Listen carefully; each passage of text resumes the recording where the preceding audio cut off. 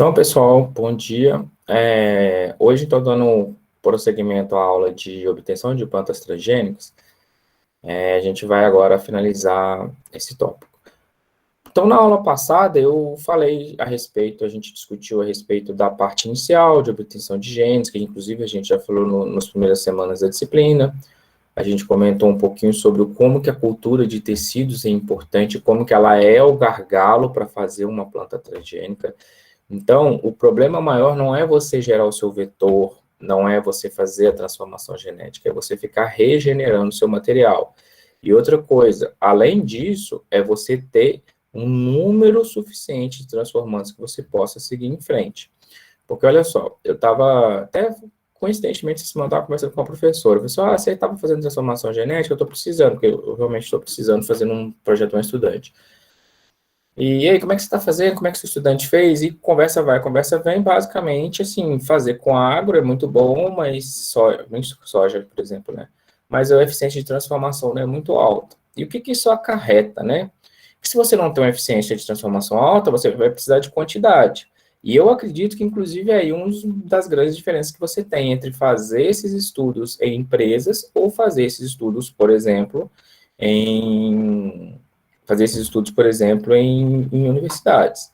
Porque o estudante de doutorado, né, no caso vocês, o estudante de mestrado, vocês têm um prazo. O estudante de mestrado, a gente não tem, é impossível fazer isso, né? Você não vai conseguir do início ao fim. Doutorado ainda tem como. Então, como você não vai ter como fazer todo o procedimento, ou se você tem uma eficiência baixa de transformação, você vai conseguir alguns transformantes. E esses transformantes, aí sim você faz para sua tese. Mas para fins comerciais, a gente vai ver que, assim, não é o melhor caminho, porque tem um efeito que a gente chama que é o efeito de posição e o efeito de onde que foi inserido isso no genoma, tá? Porque se inseriu, por exemplo, numa região que não funciona, não adianta se o gene está presente lá dentro se ele não está sendo expresso. Não adianta você ter o gene dentro da planta, sendo que, na verdade, existe um mecanismo de regulação epigenética que vai evitar com que ele funcione. Então, a gente faz um grande número de transformantes justamente para que a gente possa fazer um screen e selecionar um deles, tá? Eu vou até contar um caso para vocês aqui. Teve uma empresa que tinha me procurado para fazer uns diagnósticos para eles. Tipo assim, eles terceirizavam isso com a gente, que era exatamente identificação de transgenia. E a gente tem uns diagnósticos que a gente desenvolveu, inclusive para diagnóstico ou para, só que assim, mais a nível de planta individual, não a nível grande, de semente, igual essas empresas solicitam. Mas eu falei, é questão de padronizar. Conversa vai, conversa vem. Tipo, no meio da conversa, assim, a gente falando, a pessoa acho que estava um pouco perdida, porque ela falou assim, olha, eles estão lançando um novo herbicida, você conseguiria fazer esse teste? Eu falei assim, olha, eu consigo, eu preciso de uma amostra controle, aí a gente pode desenvolver esse diagnóstico. E papo vai, papo vem, a pessoa meio que não sei o que aconteceu, confundiu, achou que cada variedade que era lançada, você deveria ter um diagnóstico próprio para ela. Sendo que, na verdade, eu não sei se vocês perceberam ao longo de tudo que eu fui demonstrando, na verdade, não é assim que é feito a planta. Geralmente é realizada a transformação de uma planta, essa planta é identificada como a melhor, tá? Mesmo porque quando você for para a parte comercial, o custo é muito elevado e para cada uma que você leva é uma documentação. Não existe essa, estamos fazendo essa transformação e temos 30 plantas aqui dentro. Não, cada uma das plantas é um documento. Como é muito caro e muito demorado, você tem que escolher a melhor, tá? E para você escolher a melhor, você tem que ter o quê? Quantidade. Eventos de transformação, tá? Se você não tem quantidade suficiente, não tem eventos suficientes, como que você vai selecionar melhor? No caso da pesquisa científica, você seleciona melhor dentro das que você tem. Se você tem 60, você pega melhor. Se você tem 20, você pega melhor. Agora, será que dentro dessas 20 você realmente tem a melhor planta? Será que não seria melhor você fazer um screening de plantas que teve inserção em outros locais do genoma? Né? Quanto mais locais você tiver, melhor vai ser a chance de você achar uma planta, né, que tem o efeito que você está procurando, tá?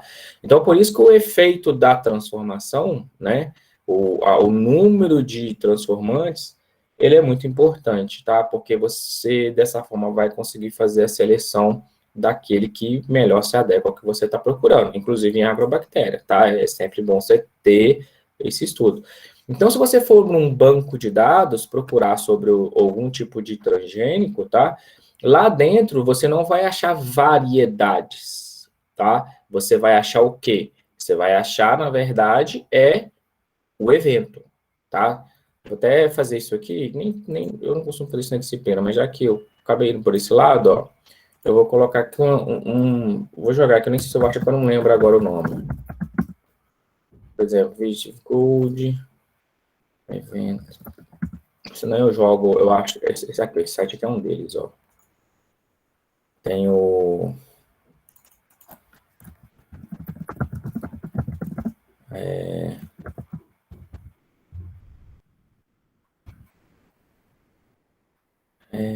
eu sei pelo site aqui. Eu tenho isso salvo num lugar, mas, ó, por exemplo, esse aqui já ajuda, tá? Então, quando você chega, por exemplo, fala assim, olha, essa daqui é uma linha que está até para vir para o Brasil, tá, gente? Quando eu vou até mencionar aqui algumas coisas de os eventos transgênicos disponíveis no mercado, essa aqui é uma que já está nos Estados Unidos, tá? Que é a Vistive Gold. O que esse evento transgênico tem aqui, tá? Qual que é a descrição dele? Bom, desenvolvido pela Monsanto, o método feito é a Agrobacterium, tá? O que ela tem? Ela tem a tolerância ao glifosato e tem uma modificação na via de óleos, tá? Então, ela tem uma alteração na via de óleo, via transgenia. Se você quiser saber o que é, tá vendo? Na via aqui é o gene, tem um silenciamento do FAT1, tá? E um silenciamento do FAD21A, tá? Além aqui do gene do herbicida, tá? Então ela tem essas 3 modificações, tá? Bom, mas por que eu estou contando tudo isso? Porque se você for procurar, por exemplo, a TMG acabou de lançar uma variedade, que essa variedade tem um teor de óleo diferente. Ah, variedade TMG 3271, estou inventando um número aqui. Ah, a Brasmax acabou de lançar uma. Ah, a Fundação MT lançou essa, a Bayer lançou essa. Então vai ter aquele monte de variedade, tá? Só que se elas foram derivadas dessa tecnologia da Bayer, que é Monsanto, Bayer, mesma coisa hoje, tá? O evento que conta, tá? E o evento para essa transformação é esse aqui, ó. É o número que você tem que procurar. É o MON 87705. O que quer dizer isso, gente? Quer dizer que quando a Monsanto estava lá atrás nos laboratórios delas fazendo a pesquisa, ela transformou um monte de coisa. Mas no final, ela viu que o MON 87705, tá? Tinha vários. Ele era o mais promissor. E foi com ele que ela foi à frente, foi com ela que ela fez toda a regulamentação e foi com ela que gerou os cultivares. Beleza, gerou, por exemplo, o primeiro cultivar. Depois, para fazer um segundo, você não transforma de novo esse segundo cultivar, volta no laboratório, não. Se você já tem um evento, esse evento está pronto, ele já está regulamentado, o que você tem que fazer agora é o quê? Levar essa característica por cruzamento para esse outro. Então, por exemplo, se a TMG lança uma variedade que é resistente a Roundup, ela faz isso por cruzamento. Se a Brasmax lança uma variedade que tem a toxina BT, ela faz por cruzamento. Mas tudo isso vem de uma Monsanto, alguma coisa. 877, a 87788, é a do BT, né? A do RR1 é GTS 40, no seu traço, não sei o que, traço, não sei o que. Entendeu? Então foi feito aquele evento, é como se fosse uma planta selecionada no laboratório, que ela ganhou um nome e isso segue em frente. E para fazer o diagnóstico dessas coisas, que é o que eu estava conversando com essa pessoa, se você procurar, eu não vou achar aqui agora, que é um site mais específico. Você entra lá dentro, tem os marcadores para você fazer o diagnóstico. Então, quando você faz o diagnóstico, você vê esses laboratórios fazendo o diagnóstico, eles fazem o diagnóstico com base no evento, né? Porque o evento, uma vez que você sabe quem é o evento, você sabe que todos os cultivares derivados dele vai dar positivo, tá bom? Então, só para a gente ficar claro nisso também. Beleza, e voltando aqui para o nosso material, então, o número de eventos vai ser importante quando você estiver selecionando, mas você vai apenas com um à frente, tá? E para fazer o diagnóstico desses eventos, né, basicamente você faz o PCR para um evento que vai servir para todos, tá? E aí, finalizando a aula, né, que eu já falei de mais da aula passada e de algumas coisas novas, a gente finalizou falando da agrobactéria, que nada mais é do que um sistema natural que foi engenheirado pelos cientistas para que a gente pudesse fazer a transformação genética, tá? Inclusive, as bibliotecas de tDNAs, que são altamente utilizadas em Arabidopsis para fazer disrupção de genes, utilizam, conforme a gente já falou em outras aulas também, a tecnologia do tDNA. A diferença é isso. tDNA, gente, quando fala os mutantes de tDNA, é os mutantes desenvolvidos utilizando a agrobactéria. E o tDNA é esse pedacinho aqui, ó, tá? Que vai ser inserido no genoma da planta. E aí, ao invés de você deixar essas coisas da agrobactéria, você tira e coloca uma sequência conhecida, tá? Porque a partir dessa sequência conhecida, onde ela se inserir, você consegue fazer a localização de onde que isso aconteceu, tá? Lógico que antigamente tinha uns PCRs complexos para fazer isso, hoje é tudo via sequenciamento. Acho que foi até o Breno que falou na aula passada, né? Hoje tudo é sequenciamento. Hoje tudo é sequenciamento, né? A gente consegue fechar qualquer coisa em biologia, geralmente respondendo, a gente consegue via sequenciamento, tá bom? E aí finalizei, né? A gente discutiu aqui sobre o mecanismo, né? De como que funciona isso. E parei aqui, método de transformação direta. Vamos continuar agora para a gente ir até o final. Bom, então, nesses métodos de transformações, tá? A gente tem que levar em consideração aqueles que usam as células desprovidas de parede celular e aqueles que usam a célula intacta, né? Então, quando a gente fala da por isso que eu falei também. Falei tudo isso. É biobalística que a gente parou, desculpa aqui. Bom, então, os métodos que não usam parede celular e os métodos que vai ter parede celular. Tá. Mas a biobalística surgiu primeiro, tá? E qual que é a ideia por trás da biobalística? A gente vai fazer uma transformação que essa transformação, ela vai utilizar de estatística, basicamente, não que faça cálculo estatístico, nada disso, mas é da aleatoriedade do sistema, tá? E um método físico, tá? O que quer dizer isso? A gente não usa um método biológico que foi durante a evolução, a gente vai usar força bruta, tá? Basicamente é isso. Biobalística, ela é força bruta. O tDNA, ele é inserido via algo que é homeostático ali dentro, é algo natural para a agrobactéria e natural para a própria planta. Existe uma interação compatível para acontecer, tá? Então, não tem um dano muito grande. A biobalística, não, né? A biobalística, se eu fosse colocar para vocês, é como se fosse o seguinte, você pega uma arma com uma bala gigantesca, dá um tiro numa pessoa, você vai arrebentar ela toda. Depois, ela sozinha vai lá e tenta se reconstruir, tá? E aí entra a probabilidade. Qual a probabilidade dela se reconstruir exatamente igual era antes? Qual a probabilidade dela realmente funcionar exatamente igual era antes? E se eu der uma sequência, uma parte para ela, será que ela vai acoplar essa parte ao que ela já existe, a ela que já existe, tá? Então depende muito de aleatoriedade, a gente depende muito disso, tá? Por isso que o método de seleção, né, tem que ser muito bem conduzido para fazer isso. Tanto que, como eu comentei para vocês, os cultivares hoje estão sendo feitos com agrobactéria, né? O pessoal está já deixando um pouco a biobalística. O primeiro RR1 da Monsanto foi, tá? Ele foi com biobalística. Os outros, todos agora são com agrobactéria, tá? Dá pra gente ver uma grande diferença. Tá, então esse aqui é o aparelhinho, tá, gente? Só que o aparelho não é só isso. Ele sai umas mangueiras e tem 2 cilindros gigantes ali de ar, tá?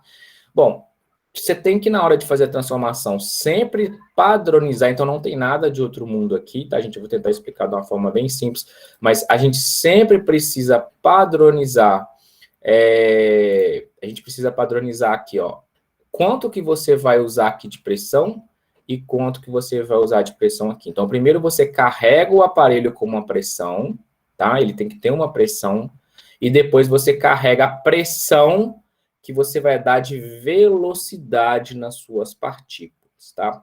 Por que eu estou dizendo isso? Já vou aproveitar o aparelho aqui, que eu acho que fica mais fácil de entender. Bom, então, tenho 2 manômetros aqui, tá? É o que a gente tem que preocupar e é o que tem que ser padronizado para fazer a transformação genética. Outra coisa, eu não sei se vocês estão conseguindo ver onde eu estou passando o ponteiro aqui, aqui tem uma placa de Petri, tá? O que é essa placa de Petri? Essa placa de Petri você coloca lá dentro. O que tem dentro dessa placa de Petri? Você tem o seu material que você quer transformar. Então, que material que você coloca lá? Depende, Lembra da aula passada que a gente falou um pouquinho sobre cultura de tecidos? A gente vai precisar, olha só, de calos embriogênicos, tá? Ou embriões somáticos, ou alguma coisa, algum material que você consiga fazer a transformação via utilizando esse processo físico de biobalística, tá? Então, o material ele vai estar aqui. Tanto que quando a gente faz os calos numa placa de Petri, ele fica todo separadinho, tá? Para dar um espaço entre eles. Na hora da transformação, a gente junta todos eles no meio da placa, tá? Porque no momento que você for fazer a transformação via a aceleração das partículas, tá? Para você ter certeza que vai acertar esses seus materiais, tá?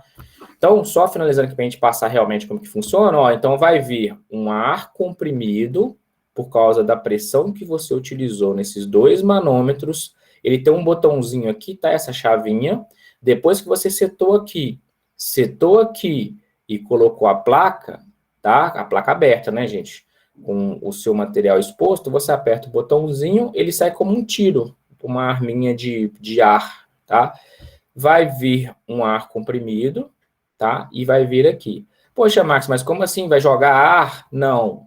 Aqui em cima, a gente coloca uma membrana preparada com o seu DNA que você quer transformar, tá? Então, você coloca aqui uma membrana, ela virada de cabeça para baixo, tá? Porque o ar bate em cima, nessa membrana, na hora que bater na membrana, vai acelerar o seu DNA com as partículas que você coloca junto, para dar peso, tá? E isso é acelerado, desce e bate nas células, tá? O que vai acontecer, tá? O que vai acontecer? Deixa eu só ver o que você tem aqui. Deixa eu só passar um pouquinho antes, eu vou falar do que vai acontecer. Ó. Então, ó, primeira coisa, a gente tem uma membraninha que a gente usa, tá? Nessa membraninha, a gente coloca micropartículas de ouro, a gente não faz mais com ouro, porque é caro, a gente costuma utilizar tungstênio, porque se você colocar só o seu DNA, ele não vai ter muito peso, tá? Então, você faz um protocolo inicial que você coloca essas partículas para o seu DNA interagir com ele. Então, você põe peso no seu DNA, tá? E aí, fica essas partículas preparadas. Bom, no momento que você coloca o ar, né, comprimido, isso vai ser direcionado com uma velocidade e vai encontrar as células numa placa, tá? Bom, e aí o que vai acontecer? Vamos lá. Vamos imaginar o seguinte: se você pegar uma arma, pegar uma folha e der um tiro nessa arma, o que vai acontecer? Um tiro de verdade. Vai arrebentar a folha, né? Vai dilacerar ali os tecidos. Né? Isso. E se você colocar 10 folhas? 10 folhas, pode ser folha de caderno, vamos pensar em folha de caderno assim, mas você pegar 10 folhas daquelas cadernas A4 assim, colocar uma arma logo na frente assim, tum, dá um tiro. A última vai sofrer menos. A última vai sofrer menos. E se eu colocar 100? Talvez até pare a bala antes da última. Vamos pôr 1000 então para garantir. Então o que vai acontecer? Pensa comigo. Eu tenho 1000 folhas. Eu chego na primeira aqui e dou um tiro. Pum! O dano na primeira aqui é grande? Sim ou não? Na primeira folha. Sim. Enorme, é imenso. É ela que está recebendo. Então a bala, tum, arrebenta ela. Na segunda, tum, arrebenta ela. Na terceira, tum, arrebenta ela. Ela não tem nem o que fazer. Estou destruindo ela toda. Lá na folha 50, a bala começa a perder força. Tum, já está batendo menos. Tá matando ela, tá causando um dano gigantesco. Lá na 100, a bala já começa a diminuir. Então, ela às vezes passa por uma célula, né? Passa por uma célula, mas já está numa velocidade menor. Aí, às vezes, lá na 105, ela, pum, entrou na célula e parou dentro da célula. Exatamente dentro da célula. Mas pode acontecer de você repetir o experimento várias vezes. Então, às vezes, para entre uma folha e outra. Às vezes, para no meio da folha, dentro dela. Às vezes, um pouquinho mais, quase saindo para o outro lado. Às vezes, para bem na hora que está entrando. Onde que eu quero chegar com isso? Se você acelera partículas em células vegetais, uma grande quantidade de células vegetais, lá do seu tecido, né, que você trouxe da cultura de tecidos, que são células desdiferenciadas, o que vai acontecer? A maioria das células iniciais ali, elas vão morrer. Elas não vão conseguir parar aquilo, tá? Tanto que quando você faz isso, você vê os calos embriogênicos pulando para todo lado, assim. Aí você tem que, com a pinça, juntar tudo direitinho, fechar e passar para o próximo. De tão rápido que é. Tá, mas não pode acontecer de as partículas pararem no núcleo de uma planta, entrar danificando o núcleo de uma planta e parar ela exatamente ali? Pode acontecer isso ou não pode? Pode. Pode acontecer. E é aí que é a aleatoriedade da coisa. Como você coloca milhares de partículas, milhares de DNA com uma partícula de tungstênio, e você faz isso, você não está direcionando para uma célula específica, você não está inserindo em determinada região, mesmo que seja aleatória a região, mas você não está inserindo, você está fazendo o seguinte, você está vindo com uma partícula, blaf, arrebentando o DNA da célula naquele pedaço, mas a partícula tem que parar ali. Tá? Ela tem que parar ali no DNA, ela não pode bater no DNA e ir embora. Ela não pode passar pela célula sem bater no DNA. Tá? Ela não pode parar no citoplasma da célula. Ela tem que parar no núcleo. Então ela vem, pá, vai batendo, vai batendo, vai batendo. Aí, num determinado ponto, ela entra numa célula, bate no núcleo, destrói um pouquinho do DNA, uma parte maior, aleatório, e para ali dentro. Certo? Essa célula, o que aconteceu com ela? Bom, ela sofreu um dano no DNA. E as nossas células, elas têm mecanismos de reparo do DNA. E nesses mecanismos de reparo, pode ser de fita simples, fita dupla, com pareamento ou sem pareamento. De preferência, é lógico e interessante que isso aconteça nos locais que não tem pareamento, porque se você tiver pareamento, a própria célula corrige e não insere nada. Mas na hora que ela está lá fazendo a correção, ela vai, esse pedaço daqui, eu vou ligar esse pedaço aqui, aí vem a sequência que você tem, que está lá. Ela, tem essa sequência aqui, onde que entra essa sequência? Eu não sei. Peraí, tem essas duas pontas aqui. Vou pôr aqui, pum, coloca ela. Tá?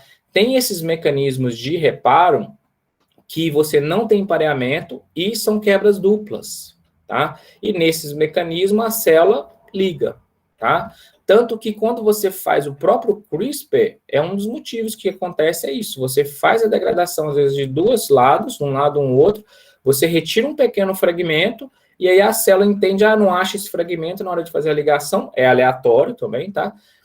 Algumas vezes ela consegue voltar ao fragmento, algumas vezes não, porque ela não tem o pareamento, não tem um pedaço para ajudá-la. Então ela olha aquilo, olha, não tem, o que eu ligo aqui que eu ligo? Pega, pum, às vezes só fecha. Tem um erro aqui, pum, fecha. Tá certo? Como se fosse um encanador. Ela vê aquele buraco faltando aqui, eu tenho que pegar esse cano aqui. Cadê o pedaço desse cano? Não tem? Vou emendar. Puxa os dois, emenda. Tá? Então, nesse caso aqui, é muito aleatório. Só que acontece, tá? Porque você usa grande quantidade de DNA, tá? Você faz isso várias e várias vezes. Eu lembro quando a gente foi fazer transformação, a gente levava no mínimo 20 placas. Às vezes tinha placa que não transformava nada. Ou transformava e depois se selecionar não estava bom, não ficou legal, entendeu? Então, é aleatório, por isso você precisa de quantidade. Às vezes a gente fazia 3 rounds de transformação com 15 placas cada uma. Para nós, a nível de ciência, isso é bastante, isso já é mais do que o suficiente para você conseguir. Agora, e para aquelas pessoas que quer fazer comercial? Não, aí a gente já tem que pensar e ir muito além. Aí nós vamos fazer, por exemplo, em número de placas, sei lá, 1.000 placas, 10.000 placas de transformantes, selecionar todos esses, até selecionar o melhor, avaliar todos, porque outra coisa que a gente tem que pensar, a biobalística, por ela ser bem aleatória, a gente não tem controle do número de cópias que vai parar no núcleo e o número de cópias que será inserido no DNA. Então, se você tem, por exemplo, uma cópia só, beleza, pode acontecer, muito raro. No caso da agrobactéria, você sabe que você vai ter uma ou duas cópias, é o mais comum. Aqui, você pode ter 5 cópias, 7 cópias. No caso, por exemplo, inclusive, quando a gente estava estudando, né, para fazer o diagnóstico, A gente viu que o transgênico RR1, que é disponibilizado no mercado, ele tem uma cópia e meia. Alguém fala, Max, como assim uma cópia e meia? Entrou uma cópia e mais um pedaço de outra cópia. E eles entraram juntos, né? Tá junto lá. Isso foi um empecilho para regulação? Não, não foi. Aquilo lá tá lá. Só tá lá a sequência. Eles não iam tirar aquilo, eles não iam procurar. Aquele transformante foi bom, foi num bom local, passou nos procedimentos, né? E foi.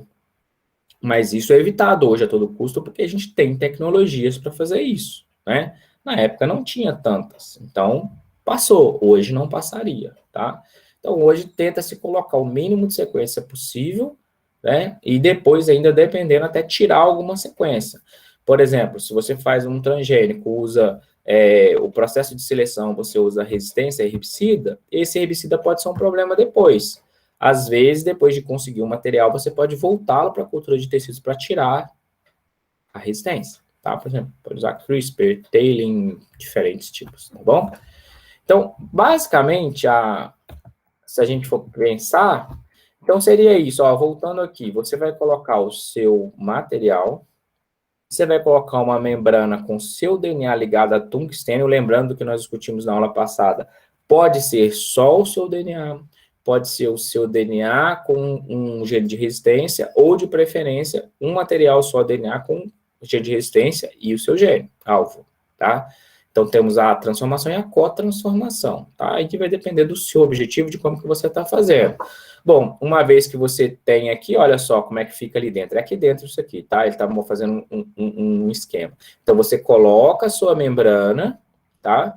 E aí, quando vem a partícula de ar, tá? Você vai acelerar as partículas de tungstênio com seu DNA e vai até lá encontrar o tecido vegetal. As células iniciais, elas vão servir de suporte para ir diminuindo a velocidade até você conseguir transformações nas células imediatamente abaixo, tá? E é aleatório, tá bom?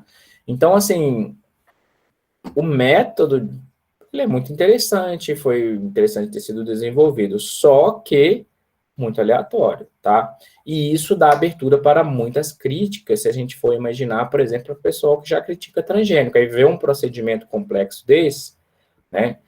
Então já fica um pouco mais complicado. Da mesma forma, quando eu falei com vocês a respeito do desenvolvimento de mutações por radiações físicas, né? Que também é extremamente danoso, tá? Então a gente tem dois métodos aqui que são altamente aplicados na agropecuária, mas que, né, causam um dano muito grande no genoma. Por isso que a tendência atual é a gente focar em processos mais efetivos, tá? O CRISPR está aí para isso, a agrobactéria está aí para isso, e no caso da agrobactéria, é questão de selecionar cepas, né? A gente precisa buscar novas cepas que vão ser capazes de fazer a transformação de algumas plantas que, até o momento, têm certas dificuldades, tá bom? Beleza, então, principal vantagem, diversos protocolos para a cultura de tecidos. Qualquer laboratório consegue facilmente implementar. Não exige vetores especializados, ou seja, você pode fazer a transformação como um só o seu gene, com um promotor lá e o terminador. É tranquilo. Ou uma sequência aleatória qualquer que te interesse. Você pode utilizar em transformações de organelas, tá? E é rápido e simples. Qual que é o problema? Equipamento especializado. Não é qualquer lugar que você vai fazer. Então, se você resolver trabalhar com espécie nativa e quiser transformá-la, você consegue fazer facilmente com biobalística. Você não vai ter que ir atrás de agrobactéria, fazer teste para dizer, não, faça biobalística, que vai ser o mais fácil de aplicar. Qual o grande problema? Tem que ter o equipamento. Então, você vai ter que ir atrás de alguém na universidade que tem, senão você não vai conseguir fazer. Integração múltipla de transgenes, tá? Então, isso aqui é outro ponto importante. E a variabilidade do processo. Você não tem um padrão, cada vez vai ser de um jeito, tá? Então, às vezes uma semana transforma mais, a outra não transforma, às vezes você setou lá, acha que está certo, o manômetro não está funcionando. Então, assim, o processo ele é bem variável, tá? Não tem muita sequência. Só uma coisa que eu acho que eu esqueci de comentar aqui com vocês. Vocês sabem de onde que vem a expressão transgenes? Ou por que a gente usa a expressão transgenes? Acho que eu não cheguei a comentar, eu devia ter falado sobre isso.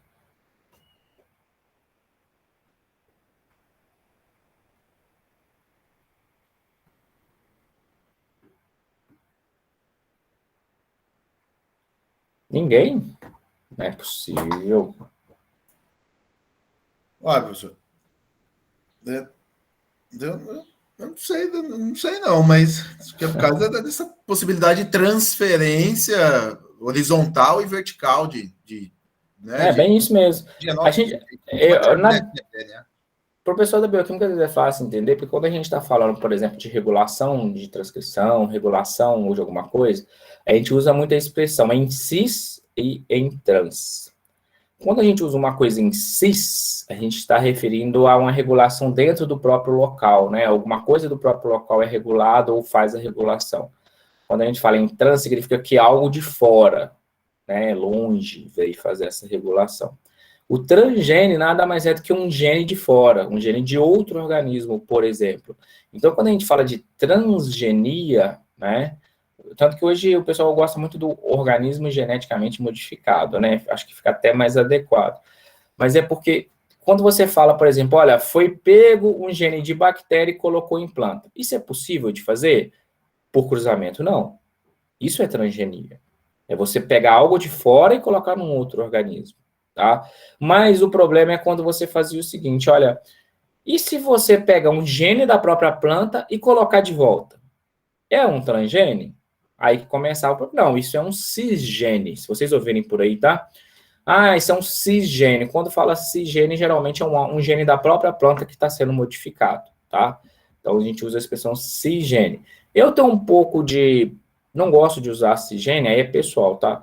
Porque eu acho que quando você faz a transformação, geralmente você vai usar um promotor exógeno. Então é um transpromotor, né? Alguma coisa que está relacionada com transgenia também.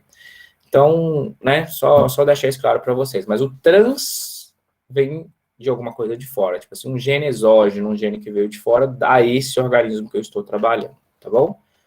Mas hoje é muito utilizado os organismos geneticamente modificados, que abrange tudo, se é da mesma planta, se não é, se é transgênico, né, um gene que veio de fora, tá?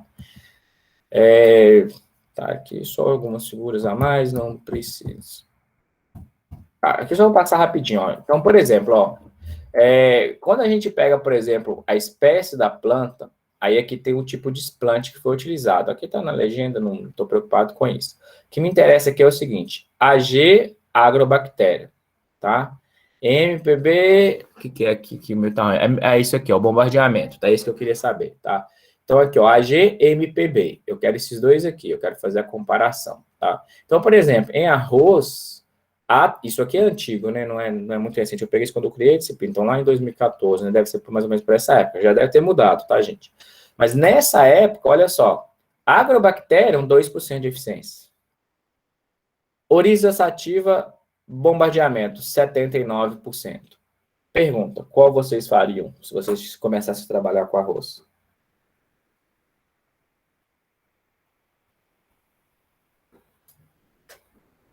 Eficiência de transformação significa o seguinte: é mais ou menos assim, olha, toda vez que você fizer a transformação numa placa, você vai conseguir alguma coisa. Você faz, por exemplo, 10 rounds de transformações, pelo menos em 7, 8 placas ali você vai conseguir transformar. Você vai ter uma eficiência muito alta. 2% significa que você quase não transforma. Se fizer um cálculo a nível de células, seria mais ou menos isso, né? Eu tenho 100 mil células, então 20 mil células eu transformaria a princípio, né? No outro, você transformaria praticamente tudo. Aí você vai ter mais coisas para selecionar. E aí? O que vocês considerariam? O que vocês fariam? Se vocês trabalhassem com arroz, tivesse essas duas tecnologias, qual que vocês escolheriam? A priori, eu escolheria que tem maior eficiência. Mais alguém?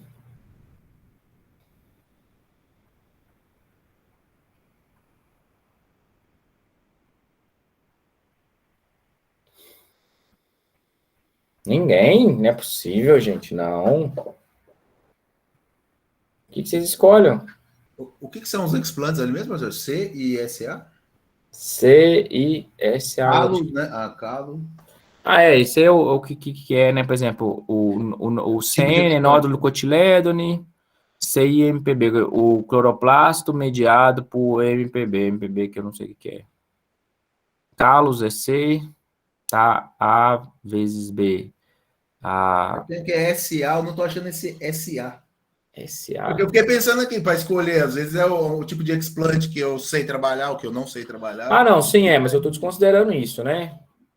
por exemplo, nesse caso aqui, ambos são o mesmo, né? É o calo, tá vendo? Pessoal, aqui não tem certo e errado, tá? Aqui vai muito do seu objetivo. Olha, você quer ter muito transformante para você seguir com o seu estudo e você não quer perder muito tempo, você não tem como fazer muita transformação, vai direto no bombardeamento, entendeu?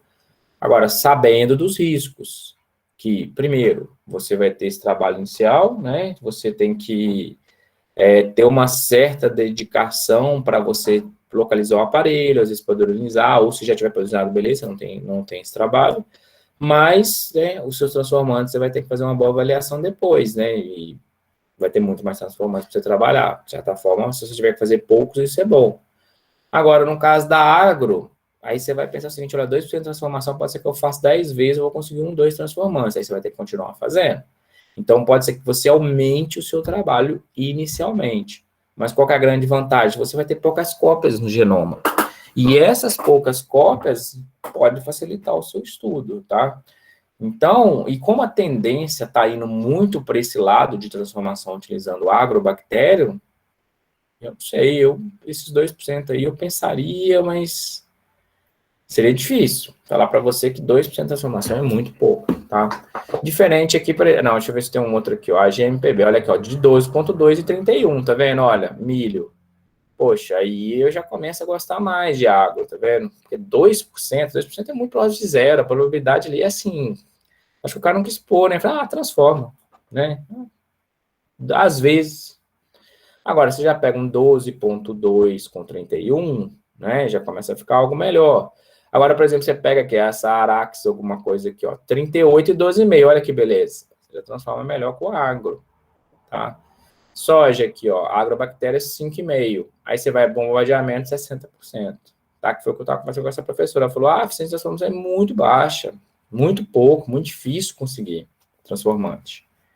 Tá? Então, né, são fatos a se levar em consideração. Agora, se o seu laboratório só trabalha com agro, fazer o quê, né? Pode falar, Lúcio. Professor, tem alguma implicação mercadológica né, o método? O Não, mercado aceita mais um em não tem. detrimento do outro, não? Não vai, não. Ainda mais o consumidor final nem sabe que ele está comendo, ele sabe que é transgênico ali só.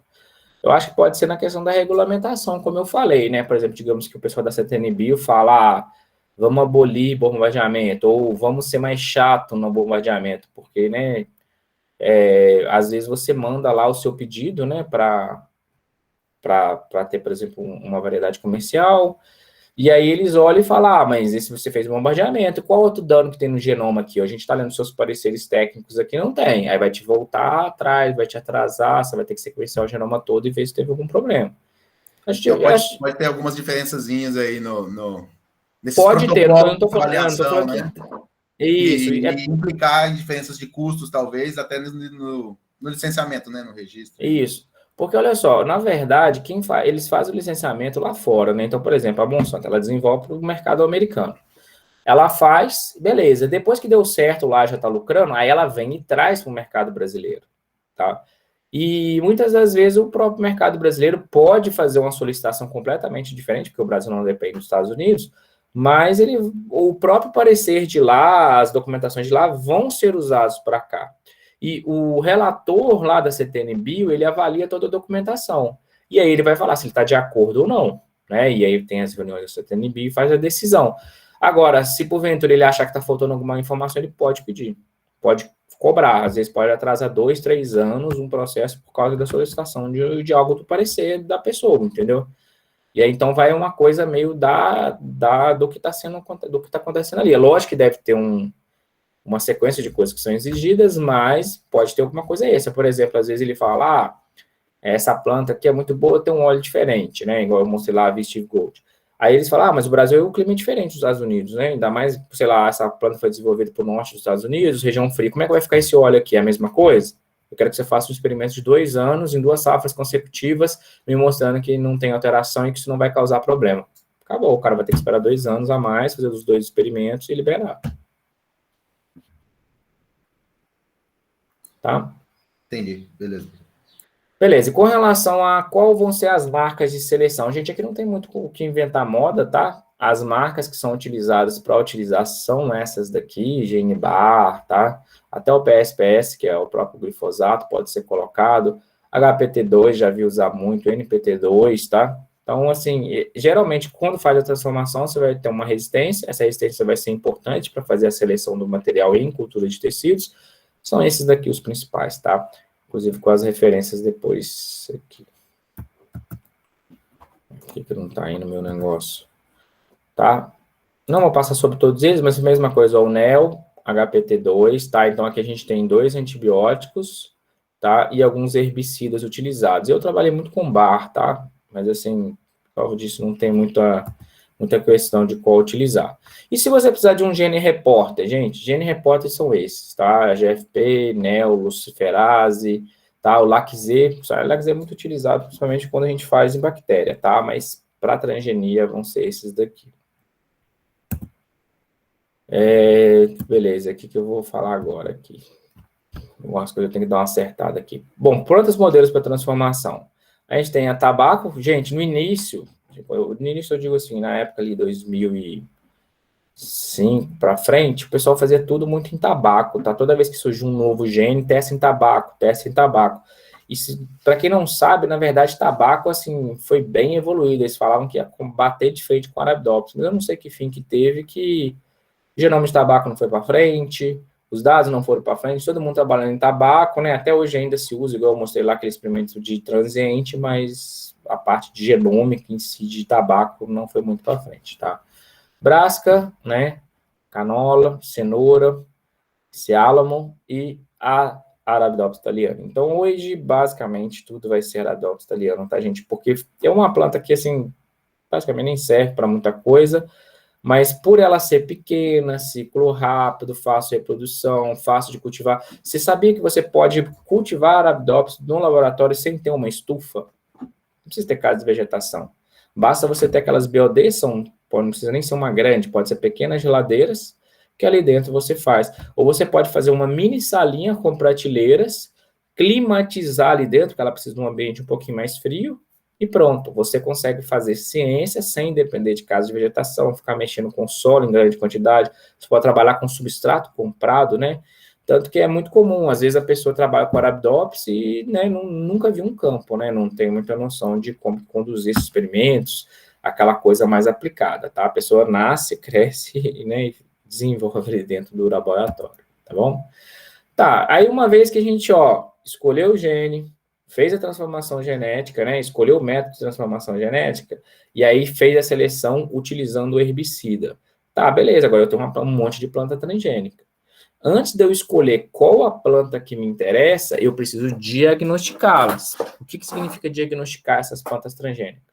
Eu preciso saber quais realmente são transgênicas, quais contêm o gene de herbicida, a princípio todos, mas a gente sempre verifica isso também, e ter certeza de o número de cópias que foi inserido naqueles que eu selecionar.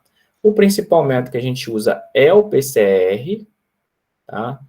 Esse PCR você pode desenvolver com base no seu gene, ou você pode, dependendo se for um coma comercial, só simplesmente pegar os diagnósticos pronto. É só um cuidado, lembra que a gente falou de transgênico e cisgene. Se você faz um desenvolvimento de um diagnóstico desse e o seu gene, tá, ele é da própria planta que você está inserindo de novo, se você fizer um diagnóstico só para o gene, você vai detectar os dois. Então, você vai estar cometendo um erro aqui. Então, você tem que ter uma forma de diferenciar o gene endógeno do gene exógeno, tá? E o que a gente faz muitas vezes é pegar as UTRs, né? A gente pega lá no iniciozinho do gene, né? Para a gente ter uma diferença. Então, é comum. Pode ser feito por solder ou por no-order, tá? Tanto faz, tá? Ainda mais o solder foi muito utilizado para inserção de tDNA no DNA genômico. Hoje, sequenciamento, né? Não precisa mais. Confirma a acumulação de transcrito. Hoje, PCR em tempo real, tá? O Western blot, a gente confirma a presença da proteína, tá? Só contar uma historinha para vocês sobre essas 3 técnicas. Humberto contou para vocês de como é que surgiu o Western, Nordic e Solder? Eu já contar, mas às vezes o Humberto já contou. Falou por que tem esses nomes aqui? Não, falou não. Falou, não, às vezes nem todo mundo comenta. A ideia foi o seguinte, quando os cientistas americanos trabalhando com DNA, eles viram que, assim, olha, para eu trabalhar com esse DNA, fazer o screening e hibridização, é complicado lidar com o gel, né? O gel é muito maleável. Então veio-se a ideia de fazer o blot. O que era esse blot? Era a transferência do DNA do gel para a membrana, né? E aí fazer a transferência, você fazia todo o procedimento com a membrana. Isso era o blot. E o cara que fez essa técnica chamava alguma coisa, que eu não lembro o nome dele, Sauder. Então ele deu o último nome dele, batizou a técnica. Só que Sauder em inglês significa sul, né? Ah, falando do sul, é isso daqui, tá? Bom, aí fizeram a mesma técnica, só que ao invés de DNA, fizeram para RNA. Aí, temos que batizar a técnica. Se o cara é do sul, vamos pôr do norte. Colocaram Northern Blot, tá? E aí depois, quando começaram a fazer o blot para a proteína, Western, de oeste, né? Tá? Aí ficou. Estamos esperando até hoje o Western, né? Até hoje ainda não saiu, tá? Eles falavam que podia ser carboidrato, podia ser um blot de lipídios, mas, enfim, ainda não teve isso, tá? Só uma curiosidade aqui. E o PCR em tempo real é o melhor de todos para prever nível de expressão, inclusive número de cópias, tá, gente? Se você conseguir padronizar certo uma curva padrão absoluta no PCR em tempo real, que é moleza de fazer, basta que você tenha um gene clonado. Aí tem um monte de cálculo para fazer, usa constante de Avogadro, tá? Tem algumas coisas meio... Só perder um tempinho nisso. Você também, no PCR em tempo real, você consegue determinar o número de cópias inseridas no genoma para o seu material, tá bom? Beleza. Então, dessa parte que eu precisava falar é isso. Agora eu só vou colocar algumas curiosidades e falar dos efeitos de posição. Alguma dúvida até aqui? Não, tranquilo, professor. Então, beleza. Então, tipos de transgênico que a gente tem, ó. Primeira geração. Então, quando a gente fala em transgênicos de primeira geração, a gente vai estar comentando sobre os primeiros transgênicos que surgiram, tá? São aqueles que focaram em produção, tá? São transgênicos que foram focados em produção. A gente tem que imaginar o seguinte, olha, existe uma estatística da FAO, tá? Isso é a estatística voltou, tá? Na verdade, isso já se fala há muito tempo. Quer dizer, vamos voltar mais ainda. Eu não vou falar da estatística, vamos falar lá atrás. Existiu uma predição, tá? E todo mundo ouviu falar disso. Você está falando, não sei o que você está falando. Você sabe, você só não lembra, tá? Às vezes o professor falou isso para você, você esqueceu lá do seu ensino médio. Mas existe uma previsão de um cientista que era conhecido como Thomas Malthus. O que Thomas Malthus falava? Olha, a população, ele fez uma análise estatística lá, com os dados de produção e de crescimento populacional e viu, e gerou um alarme, né? Olha, a população está crescendo de forma exponencial. E a produção de alimentos está crescendo de forma uma geométrica, a outra aritmética, né? Então, uma vai linear e a outra vai exponencial. Então, se você tem uma demanda maior, né, um número de pessoas, né, que vai gerar demandas maior do que a capacidade de produção, vai faltar alimento. Então, foi a previsão dele. Olha, vai faltar alimento no mundo. Todo mundo ficou desesperado. Bom, só que a gente sabe que a ciência evolui. E como a gente pensa lá na Revolução Verde, lá em 40, 30, nem sei mais ou menos, nem sei exatamente a época, mas lá atrás, né, 90 e poucos, 1900, alguma coisa, a agricultura evoluiu muito. Ela cresceu muito, né? Então, a gente teve uma melhor mecanização, melhor tratos no campo, surgimento de novos materiais, né? E tudo isso permitiu com que as previsões de mortes não acontecessem. Aí agora, foi ano passado, agora a pandemia, a gente foi meio perdido. Né? Uns 2 anos atrás, né, antes da pandemia, a FAO, que é a principal agência que libera, faz as estatísticas mundiais relacionadas a alimento, fome, essas coisas, falou novamente, até 2050, nós precisamos dobrar a nossa capacidade de produção, tá? Bom, como que a gente faz isso? Bom, aí eles dão lá várias alternativas. E eu queria colocar para vocês aqui na disciplina, que é bom vocês guardarem. Existem 3 formas, isso discutido em vários trabalhos, vários artigos, tem um artigo da Nature que discute bastante isso, que eu acho bem legal mencionar. 3 formas, tá? Quando a gente fala em produção, você tem que imaginar o seguinte, olha, imagina você colocar uma planta no campo. Ela vai produzir uma quantidade. tá? Vamos pensar só nessa planta, não vamos expandir para o campo, para a agricultura como um todo. Essa planta, como que eu faço ela produzir mais? Pergunto para vocês. Como eu faço aquela planta produzir mais?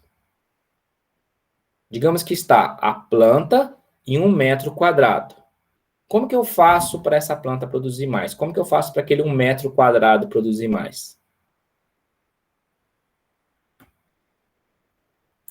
3 formas, tá?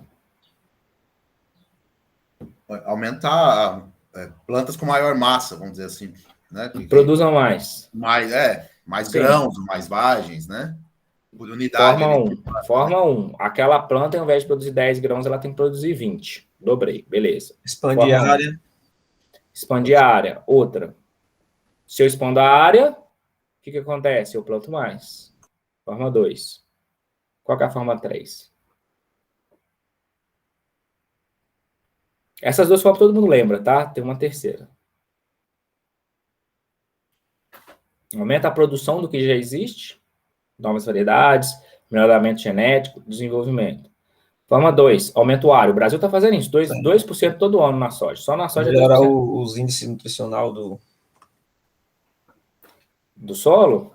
Não, do produto final do alimento. Sim, também, mas eu estou falando na produção. Não, você poderia de ajudar de certa forma, mas digamos que eu estou falando em quantidade mesmo. Vai faltar comida. Precisa aumentar. Diminuir desperdícios, né? Perdas. Plantas que durem mais ou que isso. Tem maior tempo de prateleira. Exatamente. Então, por exemplo, se você põe no campo, agora já vamos aumentar. Digamos que você tem uma área de 1 hectare. Digamos que você tem uma perda de 10%, você precisa reduzir essa perda. Porque aí você aumenta a produção. Né? Então, toda vez que você tenha uma cultura, que essa cultura ela tem um grau de perdas, diminuir essa perda vai acarretar um maior índice de produção. E aí eu quero contar uma historinha para vocês, porque eu vivenciei isso, né? Eu sou bem mais velho que vocês. Então, quando começou-se a falar nos Estados Unidos os primeiros organismos geneticamente modificados, a liberação comercial, isso foi um boom. Primeira coisa, Europa, Japão, Ásia, não queremos transgênico, o transgênico banido. E aí era até de coisa de jornal nacional, gente, o tempo todo. Brasil bane organismo geneticamente modificado. Produtor do sul do Brasil foi preso. Por quê? Aí a história que aconteceu. A Argentina liberou transgenia. E o Brasil, os produtores até louco. Pô, os caras estão lá ganhando dinheiro mais que a gente precisa. E a CTN-Bio estava naquela. Se a gente aprovar, a gente perde mercados. Porque, olha só, na época era 100% convencional. O mercado brasileiro exigia convencional. Quando veio a transgenia, a Europa, por exemplo, não aceitava a transgenia. Então, o Brasil ia perder aquele mercado, então tinha que manter o convencional. Mas também tinha alguns mercados que aceitavam a transgenia. Então, o Brasil poderia, né, entrar nisso, e a CTN-Bio estava nesse meio termo ainda. Enquanto não liberava, a Argentina liberou. A Argentina liberou, o que aconteceu? O pessoal da Argentina estava, e os vizinhos ali, os brasileiros, foram lá e começaram a pegar os transgênicos e trazer para plantar no Brasil. E aí que deu a problemada toda, começou a contaminar material. Enfim, uma novela mexicana, tudo isso aí, até a aprovação.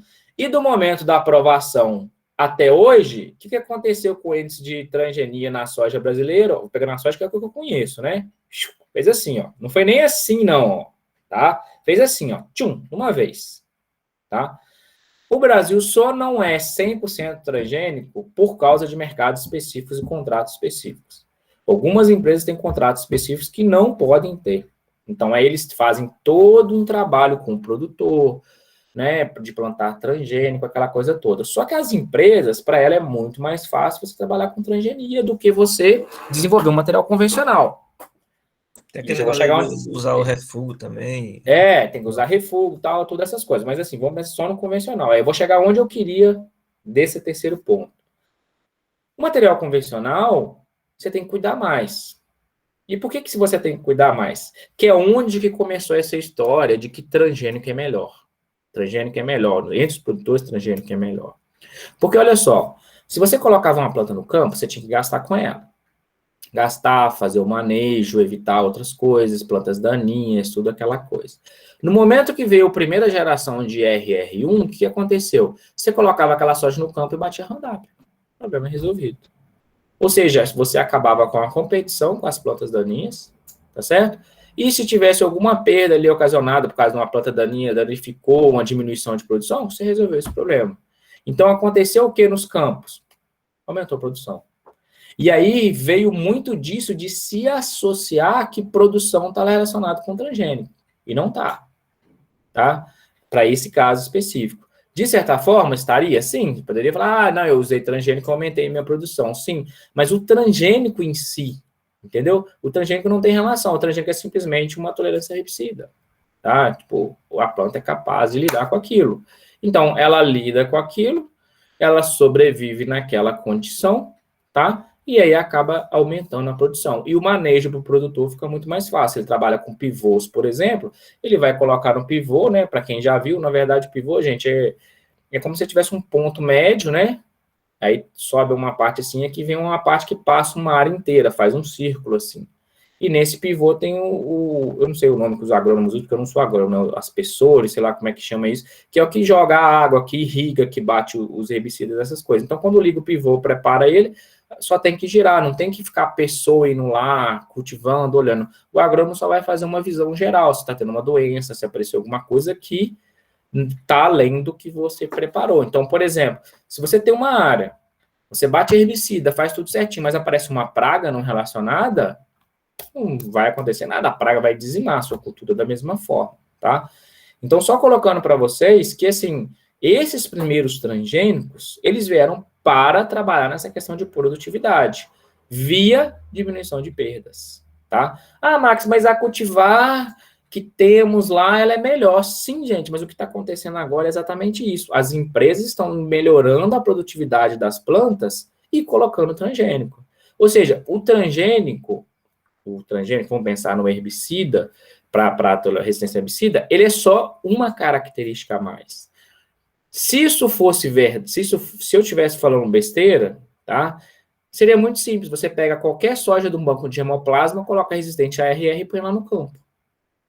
Ela deveria produzir. E ela não produz. Não vai produzir, porque é uma característica genética da planta. Então, o que as empresas fazem é um melhoramento convencional para a produção e depois insere, ou juntamente nesse processo de melhoramento, já faz o melhoramento das melhores de produção juntamente com o transgênico. Já desenvolve ela com transgenia. Lá no início. Desenvolve essas plantas, elas já são todas transgênicas e seleciona as mais produtivas. Tá? Mas, se você tirar o transgênico, ela vai continuar sendo produtiva.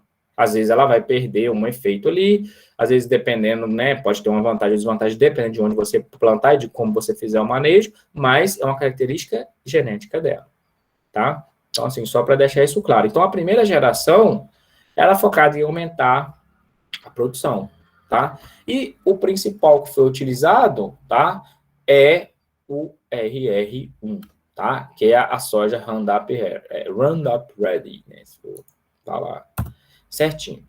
Já vou falar daqui a pouquinho sobre ela, tá? A segunda geração... deixa eu ver se eu tenho um slide, senão eu já falo aqui. Tem aqui. Beleza, eu falo aqui na frente. A segunda geração é o que está começando a chegar no mercado exatamente agora. Já foi produzido lá atrás, mas já temos no mercado. Os Estados Unidos está, assim, milhares de anos à frente da gente nesse ponto. Que é a geração de soja voltada para qualidade nutricional. Vamos pensar o seguinte, olha, o milho e a soja, eles têm um objetivo principal de ser utilizado na alimentação, tanto de animais quanto nossos, né? Então, se você consome ele e o produtor pensa em produtividade, o produtor pensa em produzir, independente do que tem ali dentro. Agora, quando você vai consumir, se colocar na sua frente, digamos que você está fazendo uma dieta, aí você está consumindo como proteína apenas soja. Aí coloca para você assim, olha, eu tenho dois tipos de soja aqui. Uma soja alta proteína, que você está substituindo, ou uma soja normal. Qual que você vai escolher? Qual você escolheria?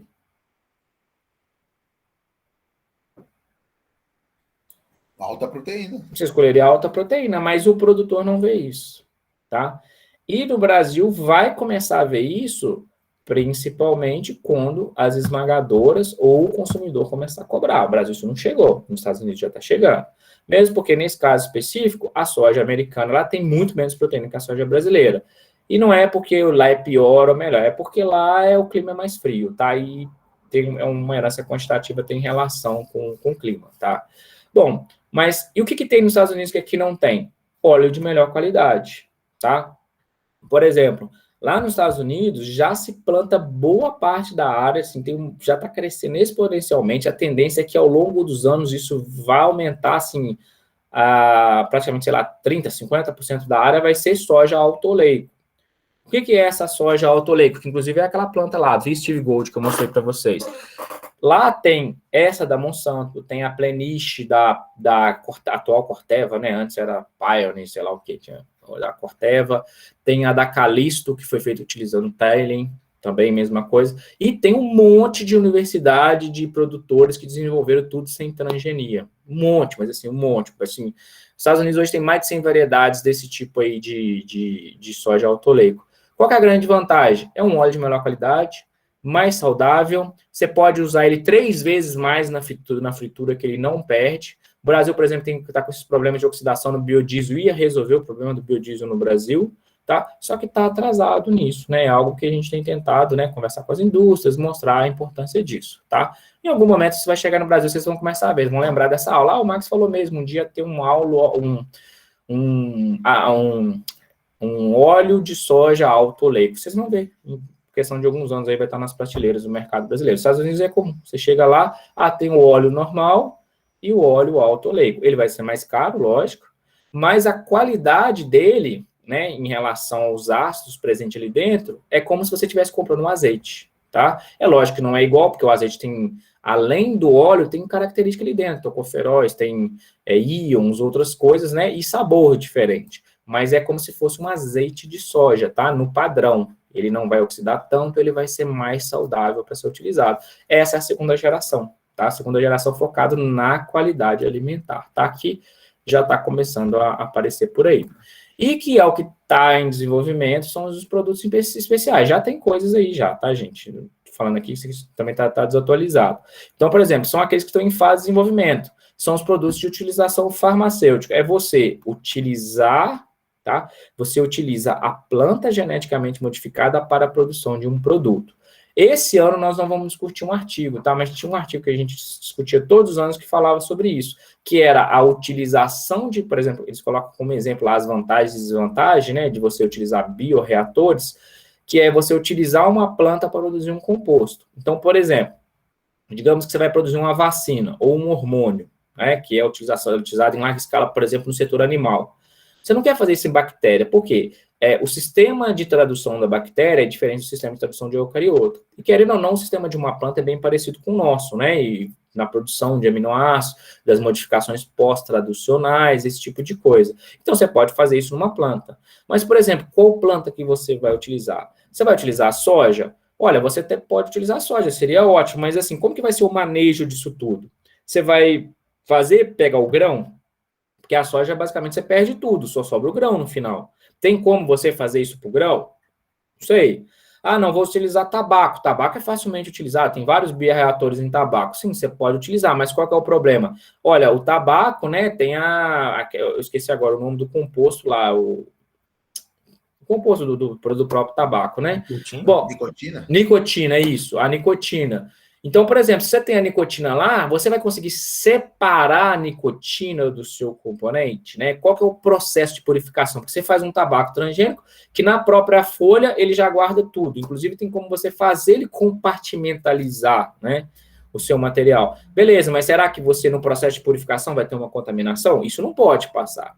Tá? Então, aqui que entra a parte do que está desenvolvido. Fazer a planta transgênica, desenvolver, isso aí não tem muito problema. A questão maior é você seguir outra coisa. Por exemplo, um dos artigos também que eu não vou trazer esse ano, mas aí eu já vou comentar aqui, porque já vai ficando desatualizado, né, gente? Aí tem um monte de coisa legal, mas já está ficando para trás as técnicas, né? Que era você utilizar plantas perto de indústrias que geram compostos perigosos, entendeu? Então, por exemplo, eles fizeram uma modificação numa planta de forma que ela teria uma mudança, né? Tinha um sinal, não lembro se era cor, alguma coisa assim, não lembro agora, porque né, tem tempo que eu li o trabalho. E aí você plantava essa planta perto dessas indústrias que produzia TNT, produzia essas coisas explosivas, essas coisas. Então, se aparecesse no solo contaminação da própria indústria, essa planta ia perceber, ia gerar um sinal e só da pessoa passar ali perto já saberia se o ambiente está perigoso ou não. É algo que a gente possivelmente pode ver no futuro. Utilizar plantas, algas, né? Que pode ser natural ou via transgenia, que você vai descontaminar uma área. Às vezes você acha uma via metabólica, por exemplo, para uma alga, que ela vai, por exemplo, consumir o petróleo, e aí dá um vazamento de petróleo, você coloca aquela alga lá dentro, tá? E tem gente que já trabalha com isso, sem transgenia, mas pode ser feito via transgenia. Biorremediação, exatamente. Então, aqui a gente está falando de terceira geração de transgênicos. Já tem coisa, tá? Mas a tendência é que vai aumentar cada vez mais. Se em 10, 15 anos atrás a gente estava brigando se transgênico é bom ou ruim, eu acredito que em 10 anos para frente a gente não tem mais essas brigas. A briga é como nós podemos utilizar essa tecnologia para melhorar a humanidade, né? Ou a vida das pessoas, esse tipo de coisa. Beleza. Então, alguns exemplos, muitos aqui antigos, tá? Esse tomate Flavor Saver foi o primeiro que saiu, assim, da Caldini, tá? Nada mais é que o seguinte, a empresa comprava o tomate, ele era armazenado, guardado, ele às vezes precisava mandar para lugares mais longe, ele estragava, porque estraga, é normal. Eles mexeram na via do etileno, tá?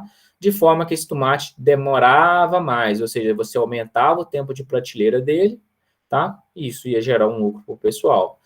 Tomate com maior teor de licopeno, tá? É o pigmento que dá cor avermelhada ao fruto. Então, assim, é um antioxidante e atua no organismo contra vários tipos de câncer. Então, é você pegar uma planta e fazer uma modificação para melhorar a qualidade nutricional. Entra no segundo tipo, né? Saiu agora, por exemplo, o Golden Rice, foi aprovado agora nas Filipinas. Isso aqui foi desenvolvido exatamente para essas regiões, África, esses locais. Que é o seguinte, você tem alta concentração de provitamina A. Qual que é o grande problema desse material? Olha para você ver, olha para aquele arroz ali, o que vocês veem de problema nele? Ou vocês não veem problema nenhum? Tá vendo? É realizado na Suíça, Alemanha, introdução de 3 genes da via de beta-caroteno. Acho que até o artigo da prova que eu coloquei lá, acho que vai falar sobre essa via, eu acho. Se eu não estou confundindo. Mas também tinha um artigo que a gente sempre discutiu sobre isso. Vocês veem algum problema naquele arroz ali? A resposta é sim ou não. Qual arroz você tá falando? Esse da esquerda, lá embaixo? Esse aqui, ó. Peraí, aqui. O dourado. É, o dourado. Eu não vejo nenhum problema, não. Ele só tá amarelo. E vocês comeriam ele? Eu comeria. Fala a última parte da sua fala, por favor. Ele só é amarelo. Qual o problema disso? Que a gente está habituado com o padrão branco, né? Sim, e qual a consequência disso comercialmente? Comercialmente, talvez alguém, né, mas tenha preconceito contra arroz amarelo, não queira comer. É isso. Estão entendendo qual que é um dos grandes problemas da transgenia? Olha só, eu trabalho nessa via de oleico, tá? Então, eu vou deixar bem claro aqui, é algo que eu faço pesquisa nisso. A gente está fazendo azeite de soja, inclusive eu já tenho linhas para isso no laboratório, a gente já desenvolve e agora a gente está levando para cultivares, tá? Qual que é o grande desafio que a gente vai ter? A gente vai falar que existe o azeite de soja. O pessoal vai trocar o azeite de soja pelo azeite de oliva? O sabor é diferente. Será que eles vão aceitar, mesmo você falando que ele é mais saudável na alimentação? O biodiesel não faz diferença. Para outros usos, frituras, não faz diferença, né? Ninguém vai ficar usando o azeite de oliva para ficar fritando, exceto lá em casa, você numa coisinha, mas uma indústria, uma cozinha grande, vai ser o alto oleico, por exemplo, no futuro, tá? Agora, o caso aqui é isso, não tem problema nenhum, muito pelo contrário, é altamente saudável, tem mais beta-caroteno, tem alguns que são feitos com vitaminas, tá? Mas o problema mesmo é visual, é comercial. Às vezes é o sabor que é diferente, que a pessoa não está acostumada. Olha esse arroz. Imagina? Qualquer um vai aceitar. Você imagina uma pessoa falar para você assim, olha, esse arroz aqui, tá? Ele tem alta concentração de ferro para uso na alimentação humana. Para certas regiões do mundo, né? Igual a gente tem aquela coisa do arroz com feijão, né? Que o feijão complementa com muita coisa, tem bastante ferro. Às vezes esse arroz já substitui boa parte da alimentação. Mas se você pensar num ambiente inóspito, um local mais afastado, que às vezes não tem aquele grande acesso, às vezes consegue só com esse arroz ajudar bastante. Mas é aquela coisa, será que aquela população daquele local vai aceitar isso? Porque não é o padrão, né?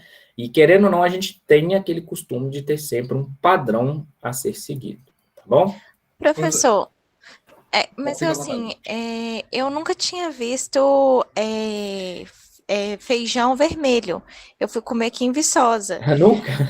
É o Não, padrão nosso aqui. aí eu achei super interessante. Eu acho que, assim, né, de uma maneira bem leiga falando, se colocasse esses padrões diferentes de alimentos, eu acho que atenderia alguns públicos, sim. Porque Eu olha para acho você ver, também. pensa o quão bonito é. Olha esse arroz, o amarelo também. Sim, eu concordo com você, mas a questão é assim, para uma pessoa mais simples. E outra coisa, se esse arroz tem algo a mais, ele vai ser mais caro. Comercialmente, vai fazer sentido você vender algo mais caro que você não sabe se vai ter aceitação?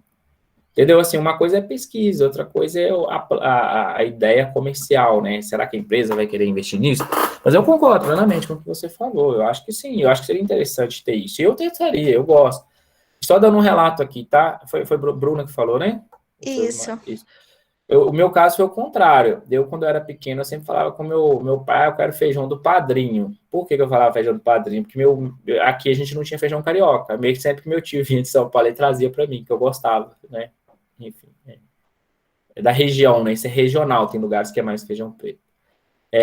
Lúcio, quer falar? Professor, esse arroz aí, isso aí é a cor desse arroz mesmo? Parece até É aquelas isso. fotografias do É, Google, que é isso tem, aí. inverte a cor. Não, esse aí é o próprio arroz. Não cozido, isso aí não é depois de cozido, né? Não, aí eu não sei te dizer que eu Ele só tá peguei cru. a foto. Eu acho que é o não cozido isso daí. Esse aí Parece, eu eu já não. não sei se eu comeria, não.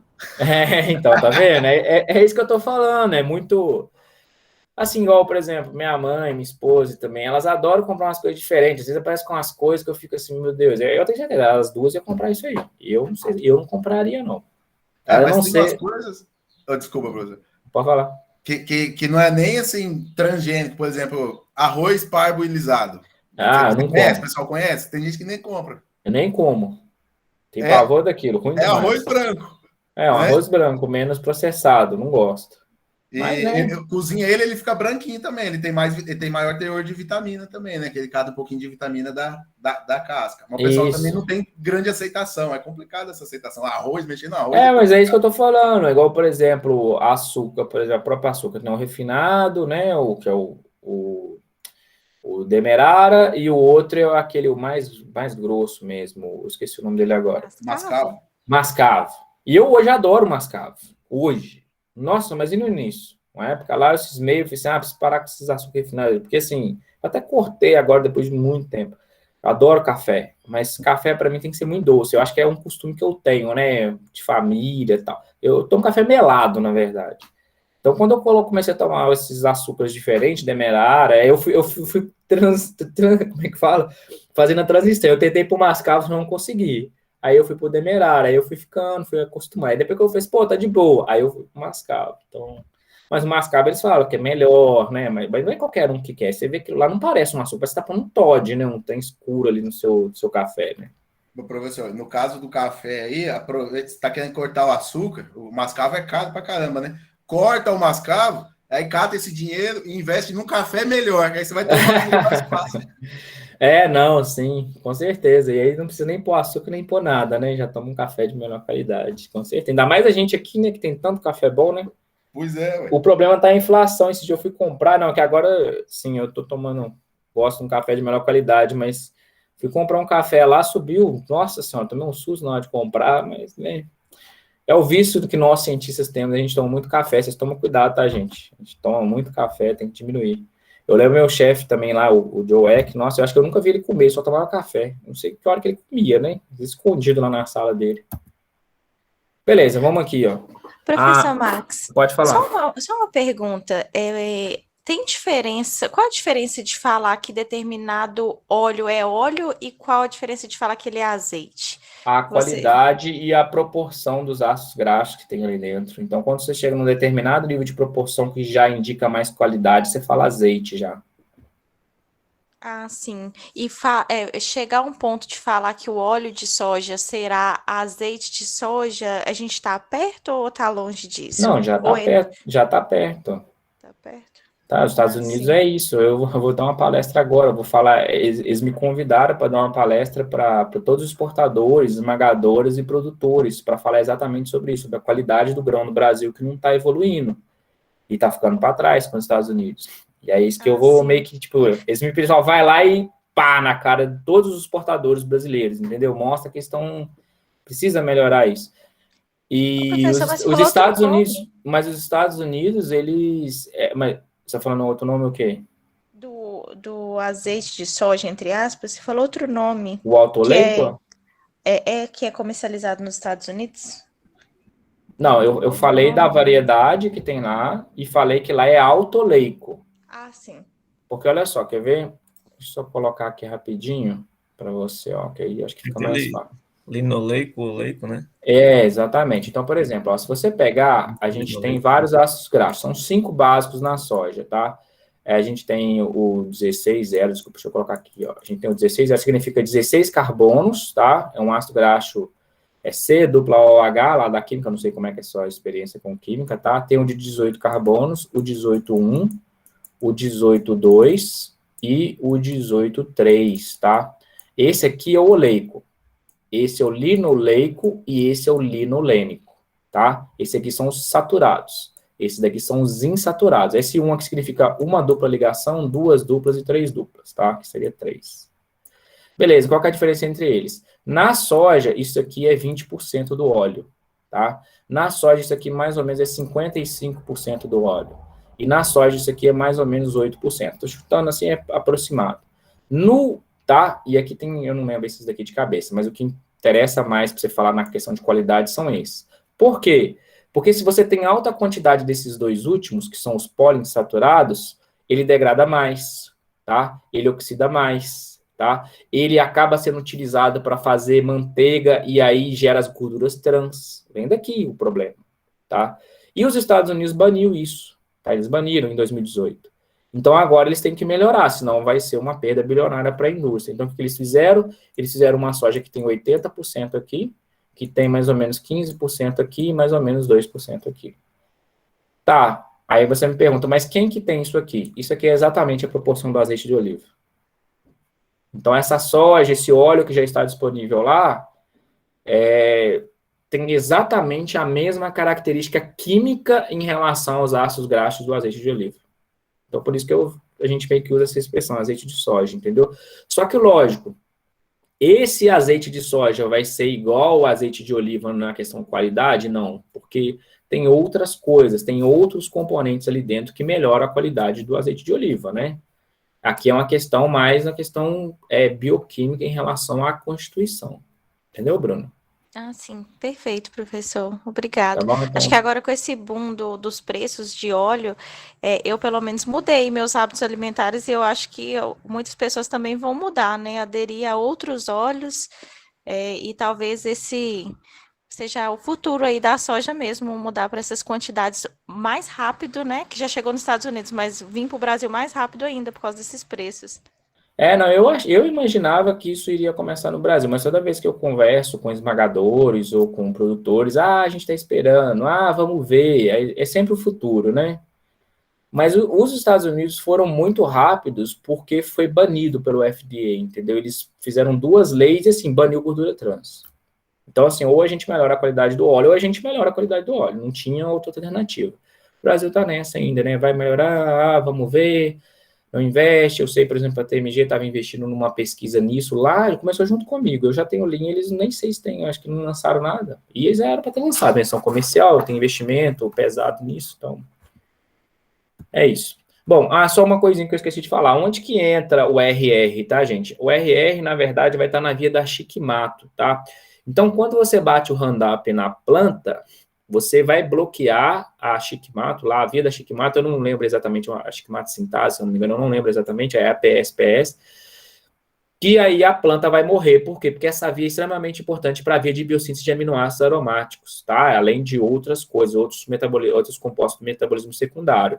Então, quando você bloqueia uma via bioquímica, a planta morre, tá? Uma via essencial. Tudo que a gente fala em bioquímica que é essencial significa que é importante. Qualquer coisa, você tem lá um aminoácido essencial que você não consome, então você vai morrer aos poucos, mas você vai, tá? Então é isso, você bate uma coisa que bloqueia a vida inteira na planta, ela para de produzir aminoácidos aromáticos, não consegue evoluir e morre, tá? Bom, o que eles fizeram? Colocaram de volta na planta uma enzima Shikamato que ela é tolerante ao herbicida, tá? Ela tem uma pequena modificação que ela não vai perceber. Então, a planta consegue crescer mesmo na presença do herbicida. Então, o herbicida mata tudo no campo e ela consegue crescer naturalmente. Qual que é o problema disso? Que eu já mencionei por alto algumas vezes aqui, que aí o produtor acaba utilizando muito herbicida e isso acaba contaminando o campo. E aí, se vem chuva, começa a levar isso, vai para a água, né? Começa a dar problema de erosões, começa a ser reportado. O uso excessivo de herbicida também, né? Então, assim, eu falei como se fosse continuar, na verdade não, eu estou finalizando. O uso do herbicida, então, não, em excesso não é algo bom, tá, para o meio ambiente. Bom, e o milho e o algodão BT? Aí aqui já foi uma tecnologia um pouquinho diferente. Nas culturas, uma das grandes pragas é a lagarta da soja, né, ou a lagarta de outros organismos, que são os insetos que vêm, comem toda a parte aérea, como a folha, a planta deixa de fazer fotossíntese e ela não vai produzir. Ou seja, como que você pode fazer isso? Você pode simplesmente chegar lá e matar essas bactérias, esses insetos. Como? Bom, aí é o que eu falo que é o interessante da pesquisa. Às vezes a pesquisa não é criar algo novo. Às vezes você pegar algo que já se sabe, um conhecimento milenar, um conhecimento local, um conhecimento indígena, por exemplo, ou alguma coisa que alguém fez e deu certo, e investigar esse fenômeno. Que foi o que aconteceu aqui. Alguns produtores, eles já cresciam bacilos turrigienses, tá? E aí batiam na plantação. E eles viam que resolvia esse problema da lagarta. O que a Monsanto fez, na verdade? Ela foi atrás de descobrir e isolar quem que era essa proteína que fazia isso, o que era o princípio ativo que fazia isso. E aí eles chegaram, né, em algumas proteínas, na proteína CRY, que você, ao colocar ela de volta na planta, quando a lagarta consome a folha, qual que é o mecanismo que acontece aí? Bom, então eu tenho uma soja, que essa soja produz uma proteína, tá? Essa proteína, ela fica lá presa, ela é insolúvel. No momento que a lagarta consome a folha, né, ela digere os conteúdos da folha. E lá no estômago dela, essa proteína ela é solubilizada. E aí ela gera danos nos canais de íons do estômago dessa lagarta, que vai, de certa forma, gerar um dano irreversível ali dentro e a lagarta vai morrer. Ela pode continuar alimentando, mas ela não vai conseguir digerir, vai faltar nutriente. Ela basicamente morre faminta, né? Faltando nutriente para ela. E aí começou a explicar isso bastante, né, na agricultura. Então, o que esses materiais fazem é que eles expressam essa proteína. E está surgindo variações dessa proteína justamente para que você coloque isso no campo.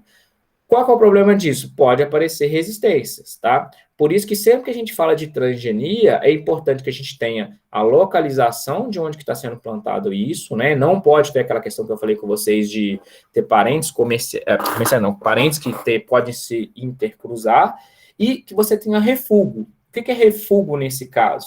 Você tem que imaginar o seguinte, olha, inclusive isso é estabelecido na CTN Bio, tá? Se você, por exemplo, plantar uma região de soja BT, você tem que ter uma região de soja não BT. Porque, olha só, se você começar a pôr uma pressão de seleção muito grande ali dentro, o que vai acontecer? A tendência é que aquele organismo ele evolua de forma que se aparecer uma lagarta, que essa uma lagarta ela sobrevive ao BT, ela pode rapidamente expandir ali dentro, porque todas as outras vão morrer e ela vai ficar de boa, tá? Então, a ideia do refúgio é isso, para que aquela lagarta vá para aquele outro local, né? Ou, de preferência, se porventura ela surgir, depois ela ir para aquele outro local, e ali você tem uma forma de fazer um controle disso. Às vezes ela cresce ali, depois você faz um manejo naquela região, você elimina aquele organismo que teve a evolução. Então, para todo mundo que faz. Isso é seguido pelos produtores? Bom, a CTN Bio espera que sim. Eu não sei se isso é fiscalizado, mas existe na norma. Para tantos hectares que você faz plantio de BT, por exemplo, você tem que ter um certo número de refúgio ali na área, tá? Então, justamente para evitar evolução. Então, uma outra coisa que está dentro da primeira geração de transgênicos, tá? Olha aqui esse exemplo também aqui. Olha o segundo tomate. Vocês comeriam? Sim. Comeria.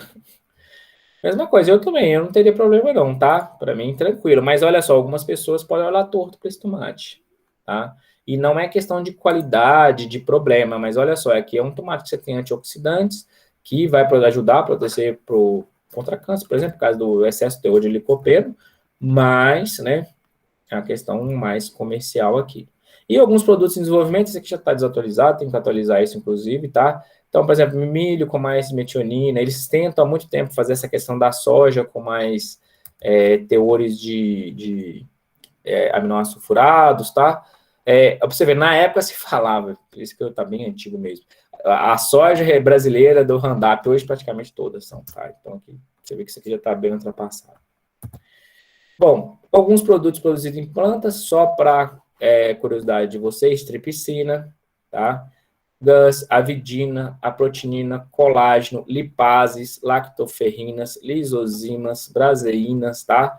Aqui, ó, várias coisas, alguma coisa biotecnológica aqui. Aqui é o anticorpo contra herpes, tá vendo? Contra cáries, tá? Tudo aqui produzido em plantas, tá? Utilizando a planta como um bioreator para a produção de um produto. Bom, limitações, vamos lá, aqui passando para a parte final. Silenciamento de genes, tá? Já vou mostrar um slide daqui a pouquinho. Especificidade de promotores, onde que eu quero entrar com isso?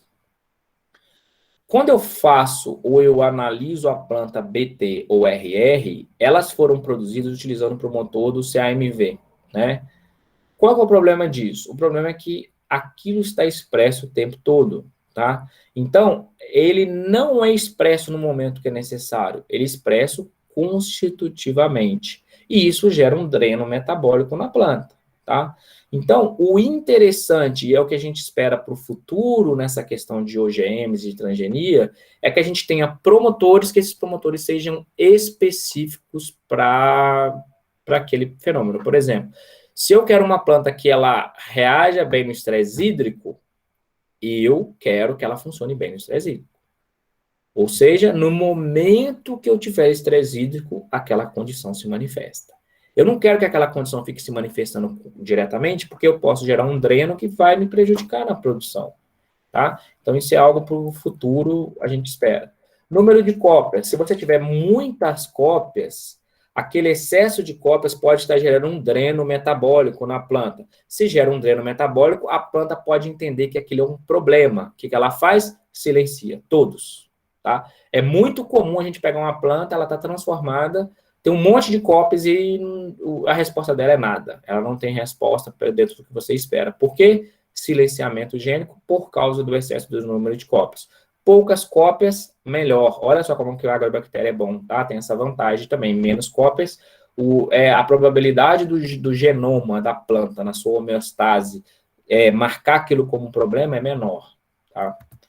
Efeito de posição. O que quer dizer isso? Se a sua cópia entrou num centrômero, próximo ao centrômero, ela basicamente vai ficar com uma heterocromatina. Logo, não vai ter acesso da maquinaria celular para fazer a transcrição e tradução posterior desse gene, tá? Então, efeito de posição, tá? Por isso, principalmente por causa de efeito de posição, que a gente precisa fazer várias transformações, tá? Porque se entrar numa região altamente transcrita, pode ser um problema. Excesso de transcrição, silenciamento. Se entrar numa região nada transcrita, você não vai ter o mesmo efeito. Agora, se entrar tem que entrar numa região que seja suficiente a transcrição para manifestar aquela característica sem gerar um dano posterior no genoma, dano no sentido de excesso de gasto energético e que isso vá gerar um silenciamento, tá? E que a gente tem que ter presença de genes marcadores, para a gente saber onde localizar, ou genes marcadores, no caso, por exemplo, pode estar se referindo aqui à questão da herbiveria. Também com relação aqui à diferença entre espécies e genótipos, então, assim, o processo de transformação, ele vai depender muito da espécie, tá? Então, e quando você fala espécie, ainda tem as subespécies, ou, por exemplo, as cultivares, as diferenças, as linhas, né, ou genótipos, tudo isso varia. Então, por exemplo, a gente lá fazer a transformação de cana. A gente queria transformar uma cana específica lá. Não conseguimos. Mas uma outra cana a gente conseguia. Então, tem um efeito também ainda dentro da própria espécie, que no caso aqui são os genótipos, tá? Tá, mas e como que funciona essa questão do silenciamento e como que é esse efeito de posição? Aí, para finalizar, eu tenho esse último slide, deixa eu ver, é o último mesmo. Essa é só a escrita. Que é o seguinte, olha, eu tenho o genoma de uma planta, tá? E no genoma dessa planta eu vou ter a integração do meu transgênico, tá? Então, o meu transgênico entrou aqui. Bom, como que vai funcionar esse transgênico dentro dessa planta? Vamos imaginar, entrou o meu transgênico dentro da planta, eu quero saber agora se ele vai funcionar bastante ou se não vai. Então, se eu tenho uma região ali dentro, tá? Por exemplo, esses elementos, uma região que tem um efeito de posição muito grande, eu posso ter um efeito positivo aqui, tá vendo? Olha que legal aqui, ó. Então, se o meu transgênico entrou aqui dentro e eu tenho esses elementos ou efeitos positivos, esse meu transgênico vai ser altamente expresso. Beleza, ótimo, tá? Mas isso vai ter uma consequência? Pode ser que sim, pode ser que não.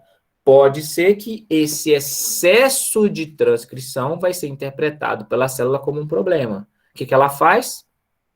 Para tudo isso, tá? Não vai deixar isso funcionar. Inicialmente, ela pode bloquear aquilo, por exemplo, via modificação epigenética. O Stonus, por exemplo, trabalhar as estronas e transformar aquilo lá uma região de heterocromatina, tá? Outra coisa, imagina se isso daqui entrar em dupla, mais de uma cópia. Ou seja, se uma cópia se uma cópia no genoma é capaz de fazer 3 transcritos, 2 cópias vai para 6, 3 cópias vai para 9, é triplicado o valor, tá? Então, tudo isso daqui também pode ter um efeito no final, no efeito que a gente espera. Outra coisa, se o gene entrar, mas ele entrar dentro de um outro gene, pegando o promotor desse gene, tá? Então, às vezes, o promotor desse gene pode ter um efeito nessa região. Tá vendo como que é complexo? A gente tem que pensar. Entrou numa região intergênica. Beleza, ótimo, não vai influenciar nada. Mas e se essa região intergênica não for transcrita? Não tem nada, não tem maquinaria, essa é uma região de heterocromatina. Isso não vai funcionar. Agora, voltando nesse exemplo aqui, ó, entrou, tá certo? E aí eu tenho um promotor ali dentro. Só que esse promotor, olha o que ele faz. Ele faz a transcrição reversa. Faz a transcrição reversa do meu material. O que eu vou ter? Eu vou ter um RNA inverso, né? Um RNA complementar. Bom, lembra que eu mencionei para vocês? Se eu tenho um RNA complementar, eu vou ter um pedaço que vai alinhar e formar uma fita dupla com o RNA do meu transgênico. Isso daí, RNA fita dupla, é detectado pelo mecanismo como o mecanismo de RNA interferente e vai silenciar todo o material, tá? E aí vem aqui o processo de silenciamento, né? O DNA fita dupla faz o silenciamento, nada disso daqui vai ser transcrito, tá? Outra coisa, na hora de entrar cópia, pode entrar 2 cópias, mas as 2 cópias podem entrar sim, tá certo? Pode, inclusive, entrar juntas, gerando a formação de um hairpin.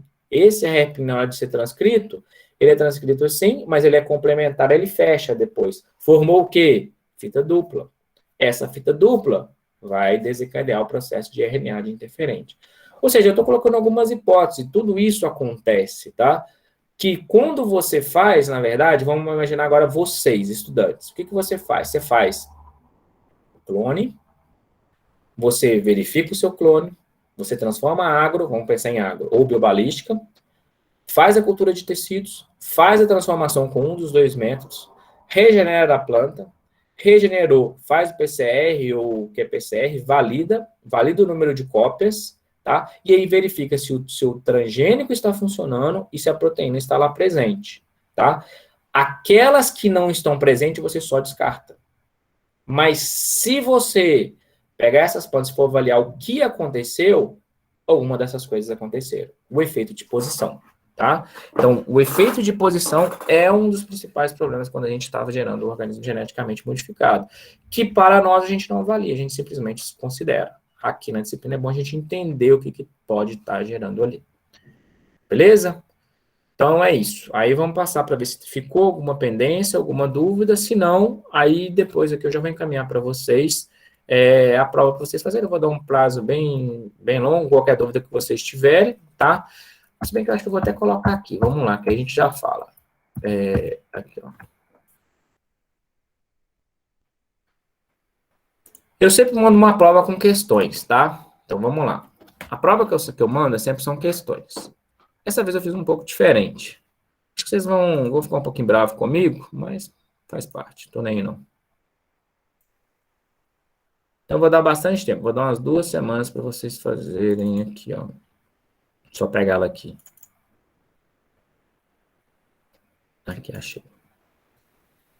É isso aqui, ó. Olha o tamanho da prova. Só isso. Já estão assustados, já? Já vou colocar vocês aqui. Já estão assustados? É só isso a prova, tá? Tem o título ainda, a prova é só isso aqui. Quanto mais tempo, mais difícil deve ser. Aquela coisa, quanto mais tempo, maior a resposta eu espero, mais completa, né? Então, vamos lá. Eu tive uma ideia louca. É isso. Eu sempre faço uma questão, pergunto, fale de gene quimérico, explique genética direta, genética reversa. Gente, tá as aulas aí. Dessa vez eu não vou fazer diferente aqui. Já que eu tô no projeto, pegando no pé, né? Eu tô pegando o pé de vocês, o projeto, o pessoal fica doido a respeito do... Fazer um projeto, né? De ciência, científico, para eu avaliar.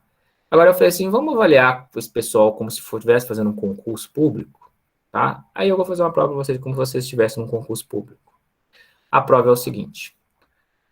Imagine que você está prestando um concurso público e o ponto para sorteado para a prova foi engenharia metabólica.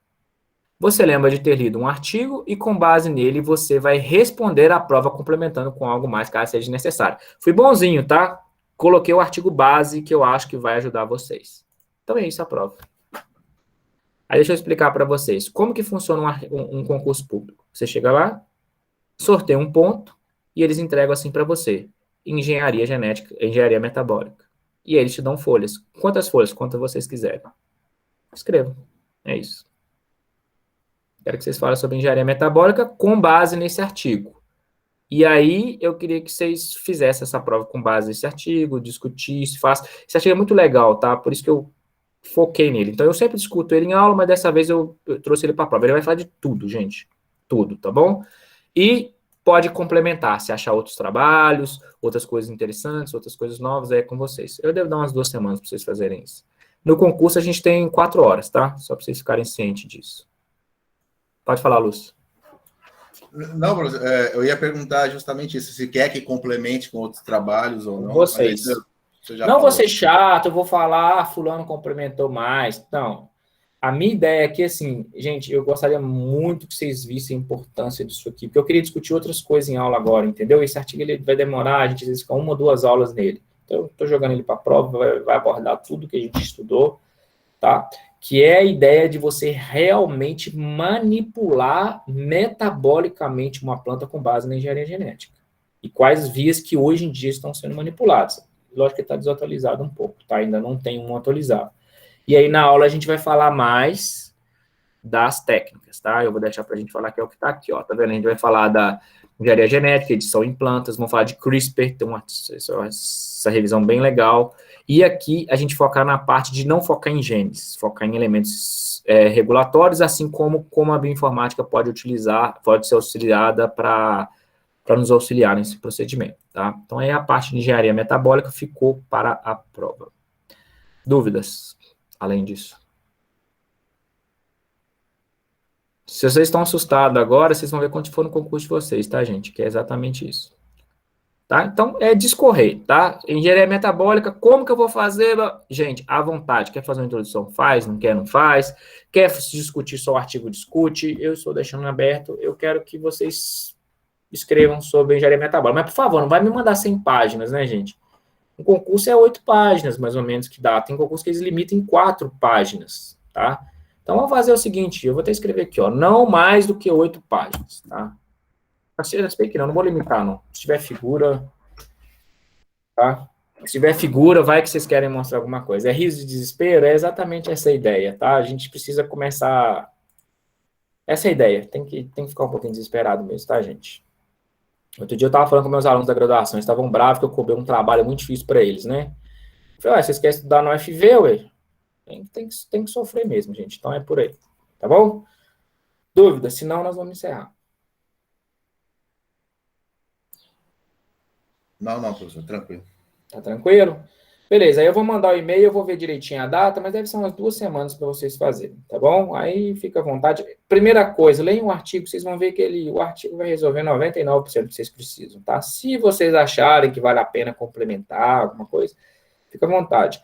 Aqui eu não quero avaliar o conhecimento de ninguém num concurso, não é essa a ideia. A minha ideia é, eu quero que, né, estou colocando na prova um tópico que a gente poderia ter discutido, que é engenharia metabólica. Na hora que a gente discute, nem todo mundo fala, algumas pessoas ficam muito caladas, né? Então, eu falei, vamos para um artigo para vocês avaliarem, interpretarem, e eu vou ver o que vocês fizeram, tá bom? Então, é isso. Então, vou parar a gravação. Se alguém tiver mais alguma pergunta, a gente pode ir conversando. Se não, tá encerrada a aula, a gente nos veremos na quarta-feira da semana que vem com o artigo, tá, gente? Para discussão de revisão. Não deixe para ler em cima da hora que o artigo é grande, tá?